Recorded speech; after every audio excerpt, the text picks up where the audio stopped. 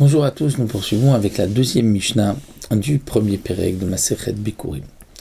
Me'ezeta ameno mevi. La Mishnah ici vient expliquer, comme nous l'avons déjà vu dans la première Mishnah, vient expliquer la raison de la première Mishnah. Dans la première Mishnah, c'est marqué que lorsqu'on a un arbre qui est planté chez moi, dans mon terrain, mais je vais faire sortir une branche, comme c'était l'habitude, donc la havracha, c'est-à-dire de courber une branche, de la faire rentrer sous terre, de la recouvrir de terre, et ensuite de la faire sortir un peu plus loin, afin qu'elle prenne racine au milieu et qu'ensuite on puisse couper la branche et obtenir deux arbres. Quelqu'un a fait cela. Lorsqu'il avait l'arbre chez lui, et il a fait sortir une branche dans le domaine public ou dans le domaine de son ami, de son voisin. Eh bien, nous avons vu dans la première Mishnah qu'il ne pourra pas amener de bikurim. Pourquoi ? Parce que les fruits, aussi bien ceux qui ont poussé chez lui, là où se trouvait l'arbre, ou ceux qui ont poussé dans la branche qui sort chez son voisin ou dans le domaine public, il y a une yenika, c'est-à-dire que les fruits vont puiser, l'arbre puise ses forces de la terre, même d'une partie de terre qui ne m'appartient pas. Et, comme nous explique ici la Mishnah, Mishum Sheneemar, dans la Torah, c'est marqué Reshit Bikure Admatra, tu amèneras les prémices de ta terre, Admatra. De là, on apprend qu'il faut que tout ce qui est poussé, tout ce qui a poussé de ta terre. Mais si au milieu, ça a poussé de la terre, du terrain de son voisin ou du domaine public, eh bien, dans ce cas-là, on ne pourra pas amener de bikurim. La Mishnah poursuit en nous disant, Harisin, un métayer.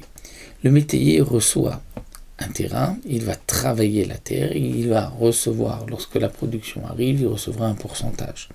Ou bien Chachorot. Chachorot, c'est comme un métayer, mais là, il ne reçoit pas son salaire en pourcentage, mais il recevra une quantité fixe de fruits de ce terrain.